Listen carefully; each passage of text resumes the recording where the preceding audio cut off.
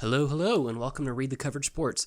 So, majority of the NFL draft is in the books as per the time of this recording, but right now, in particular, we're going to be looking at the first two rounds.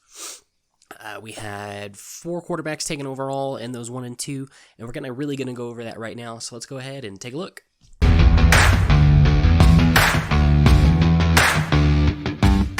All right, so as we get into it, as our number 1 overall pick, the one that was really, for the most part, already expected, we had Joe Burrow going number 1 overall to Cincinnati Bengals. We'll see how this pick ends up going up. I don't think it's going to have anything to do with Joe Burrow himself. I think he has all the tools to be a more than capable starting caliber franchise quarterback in the NFL. What the issues he's going to run into are the Cincinnati Bengals. Right now they have AJ Green. He was looking to get traded. He didn't play at all last year. He's had some various injuries going on the last couple years and this, that, and another. So that's really his main weapon. He's got some ancillary type tools and stuff like that. Offensive line could use some work. They will get a first round pick that they drafted last year who sat out the entire year due to injury. Back this year, they drafted someone, I believe, in the second round. So they'll have some more offensive linemen help there for him. You have Joe Mixon, who's a capable running back. I don't think he's as great as advertised. I think when you're really the only weapon, you're going to get yardage and everything like that. So we'll see how it goes. I look forward to seeing Joe Burrow play. I just worry that he's going to be held back by that particular organization, so we'll kind of see how that goes. Moving on into the 5th overall pick, we had the Miami Dolphins taking Tua out of Alabama. So this was kind of a contested pick. There's a lot of people reporting that Tua was going to start dropping down, and the Dolphins were looking to trade up to maybe go get Joe Burrow, or if they did stay at 5, that they were going to look at getting a Justin Herbert. But they stood pat. The whole thing last year was we're in a tank for Tua and everything like that. Obviously, then Joe Burrow made his rise and everything like that. But ultimately, I feel like the Dolphins got the guy that they've wanted to get for the last couple years now in Tua. Obviously, we have issues and we have concerns with his injury, particularly his hip, but he's had just a multitude of injuries over the last couple of years with ankles and wrists and this, that, and another. He's not been able to stand upright and be healthy for an entire length of a season, but whenever he's right and whenever he's out there and he's doing his thing, Tua is one of the best. I think he is pretty much like the prototypical build of what you're looking for in a franchise quarterback in the modern NFL. He's athletic. He can move around. He doesn't have that necessarily like prototypical size. He's not like a big 6'6" guy, 250.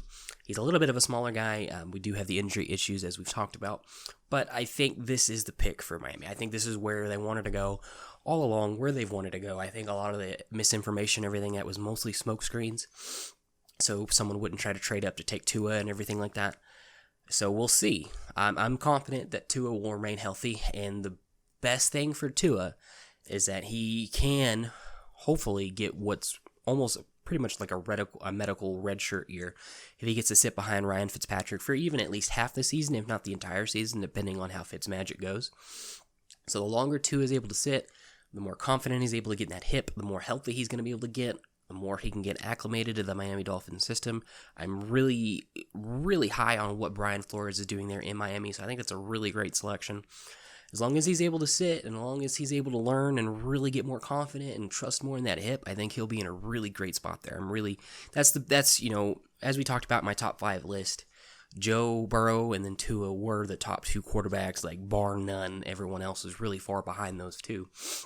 Tua a little bit more behind Joe, but Tua is a franchise guy. As long as he can stay healthy, which I'm confident the Dolphins wouldn't have taken him if they weren't confident that he can be healthy. So we'll see how that goes, but I'm really, really happy with that pick.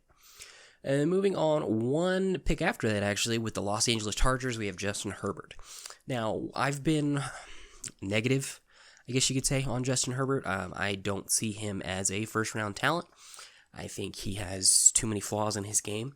I do think he has the potential to be a really solid quarterback. I don't think he's franchise quarterback material. There's too many questions as far as his decision making. He lacks one of the really important skills that I think that translates to the NFL, and that's being able to throw the ball with touch. He has a strong arm. I don't think he necessarily has a special arm, especially not compared to a guy that we'll look at in a little bit. But he is capable of making all the NFL throws, which guys fall in love with that. We've seen that year and year and years and years. Every year there's that guy that goes way higher than what their skill set really is, just because they have got that really strong cannon where they can really sling it. So we'll see how that goes. Unfortunately for Justin, he's going into a Chargers situation, which we'll see how it goes. Right now they have Tyrod Taylor penciled in as a day one starter.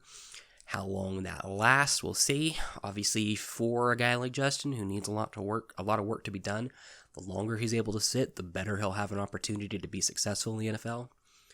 We'll see. Tyrod has had his moments where he's just been real spectacular. You look back at his Buffalo Bill days. Even to the end, whenever they got rid of him, I thought Tyrod was playing really well. But then you look at 2 years ago when he was at the Cleveland Browns. He was the same kind of similar situation. He was penciled in as a day one starter. He had a number one overall pick behind him in Baker Mayfield. He lasted 2 or 3 games, and Baker came in, and everything went how it went. If they can remain patient and let Tyrod do Tyrod things and let Tyrod kind of ride out this year, and there's not a rush, then I think Justin has more of an opportunity to succeed. I still don't think he's number 6 overall. I don't even have him as one of my top 3 quarterbacks in this draft. I think Jordan Love was over him just from a pure ability standpoint, but I do see what people like about Justin. So we'll kind of weigh it out from there. And then moving on, our last quarterback taken in the first round, we've got number 26 overall to the Green Bay Packers, who was a trade-up from number 30th overall. We have Jordan Love. So this was the big shocker pick of the NFL draft. Majority of the picks were pretty standard for the most part. Some people fell a little bit and things like that, but there wasn't any real big electric move until we got to the Jordan Love pick.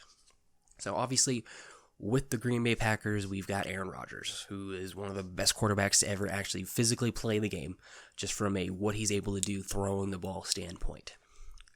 He's 36. He has 4 years left on a big contract that he just recently signed here just a couple years ago.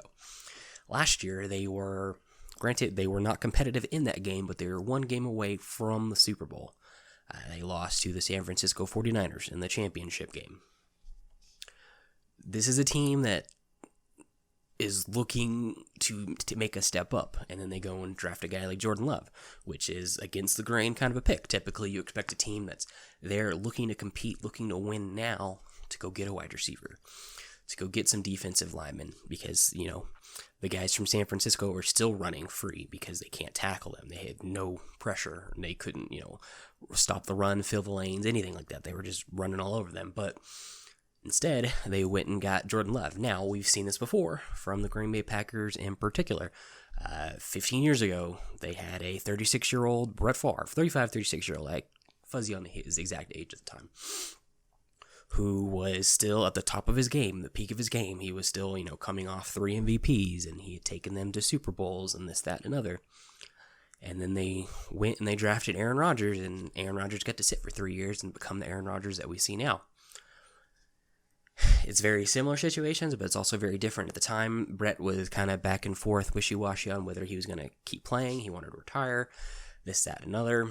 Ultimately, so they decided to go take Aaron Rodgers. One of the key differences is Aaron Rodgers fell to the Green Bay Packers. They didn't have to trade up for him. They traded up for Jordan Love. That indicates a couple things, that they are looking for Jordan Love to play sooner rather than later. I don't see Jordan Love sitting for more than 2 years, and then they try to either force Aaron out, have Aaron force himself out, something like this. Aaron is not the kind of guy that's just going to take this lightly, as we've seen before, and I know he gets offended by it, but he has the capability to be a little bit sensitive sometimes. That's just a fact. That's just the things that have happened. People have said things, and how he's reacted and things like that.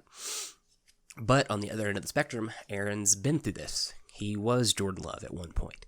He had to sit behind a Hall of Famer, and there's all the stories about how Brett Favre didn't do a lot to actually help Aaron Rodgers learn the game and transition, which, to be fair, why would you? You're basically teaching your replacement. So it's going to be interesting to see how Aaron Rodgers handles this. Obviously, there's a new coach, Matt LaFleur. He was there last year, was his first year, and they had success. Personally, I'm on board with this pick. I think it's a bold pick. We're not planning right now. We're planning 10 years from now type of pick. And there's been some debate on where Jordan Love is as a quarterback, and I think from a top-end standpoint, he has the highest ceiling of all the quarterbacks in this draft. He has a special arm. He has arm strength for days. He can make all the throws. He can make them from different positions. He can make them without his feet set. He can do all the things that you want a modern franchise quarterback to do. A lot of people kind of compare him to a Patrick Mahomes. I'm not going to go that far because you never want to compare a guy to an MVP and everything like that, but there are some similarities that we've seen just with his pure arm talent. It's hard to gauge him based on his college stats alone. This last year, he was coming off of a situation where he had a new offensive coordinator, a new head coach, and he lost 9 offensive starters from the year before. So it's really hard to gauge, him as a passer from that year because there are so many changes. So it's hard to throw a lot of those mistakes and issues onto him. Now, if you've watched the tape, as the year progressed, he got better. He was making better decisions. He was getting more comfortable with the receivers, getting more comfortable within his offense. If you look at his year before that, that's when he was really special. When you look at that guy, you're like, yeah, that guy's a first-round pick. So there's a lot of debate. What kind of Jordan Love are you going to get? Personally, I think, as we talked about and when I was looking at the top 5 quarterbacks, I said for Jordan in particular, if he can get somewhere and he can sit for a few years and really learn the game, really refine a lot of his mechanics and things like that, I think he'll be special. And this is really the best opportunity because Aaron Rodgers isn't going anywhere next year. I wouldn't imagine Aaron Rodgers to really make a move for 2 to 3 years after this. Now, he may force his way out, but this is the opportunity for Jordan to really go and absorb all the information that he can. He's not in a hurry. He doesn't have to go play right now. So by the time he does come in, there could potentially be that transition. You go from, there's a really rare situation, or you go from a Hall of Famer Brett Favre, Hall of Famer Aaron Rodgers, to potentially a talent Hall of Famer like Jordan Love. So we'll see how that goes. But that's a very, very interesting pick. And then finally, in the second round, there's only one quarterback taken in the second round. It was Jalen Hurts.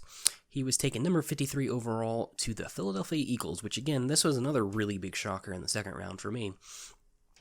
I was projecting him, I believe second round was probably fair for him, actually. I am really high on Jalen Hurts, but I was looking at somewhere like a Pittsburgh Steelers or even potentially a New England Patriots, an organization that could really use a quarterback in New England and an organization that could use an heir in Pittsburgh, and I feel like his skill set would translate really well for what Pittsburgh typically likes to do. But he's gone to the Philadelphia Eagles, and that's interesting. What are they going to do with that? Reports are is they're going to find ways to get both him and Carson Wentz on the field at the same time, which again is very interesting. Carson Wentz is a franchise quarterback. He just is. That's just what he is. But he also has injury history. He's not been able to really, I think this last year was his first year to ever finish out an entire season. There's always nicks and bruises and this, that, and another. His playing style, he's rough and rugged, and he doesn't slide. He runs into people. He runs a lot, and this, that, and another. So we'll see. But I like the pick. I just wish he would have gone to somewhere where he would have had more opportunity to be the guy. And you just don't see him going to be the guy in Philadelphia. He's just going to go be a part of the puzzle, which for him, for at least the immediate future, could be the best thing for him. He can go refine his skills. There's not many better places to go as a quarterback than Philadelphia to Doug Peterson, who's just a great quarterback coach. He gets a lot out of his quarterbacks, as we saw with what he did with Nick Foles. Whenever Nick Foles stepped up for Carson Wentz both times, obviously they went and won the Super Bowl. When Carson Wentz is on, he's on, but we've got injury concerns. Jalen Hurts is an incredibly interesting prospect. I compare him something more similar to like a Deshaun Watson, more just than the fact that he just has that it. He's the guy. He goes out there and he wins games. The mechanics may not be perfect. He may make some interesting decisions. It's not beautiful, but whenever he is on, and that's just something you can't teach. You can't coach that. You either have it or you don't have it. So we'll see how it goes. I think that's, like I said, I think that's the most interesting pick probably of the entire draft as up to this point, just because of where it went. Not that he went. I'm fully on board with him going in the second round. I listed him as one of my high sleeper picks. As a guy that really look out for. I'm really high on him. The more I watch him, the more I really just kind of fall in love with everything that he does. So we'll see how it goes. I think it's really interesting. We will come back here probably tomorrow, maybe the day after, we'll go over the remaining of the draft, rounds 3 through 7. There's been quite a few quarterbacks drafted, some guys I was expecting, some guys I'm not expecting, as the 7th round's finishing up right now. We'll kind of see how all that goes, and we'll kind of analyze it from there on. But anyway, guys, that is it, and we will see y'all next time.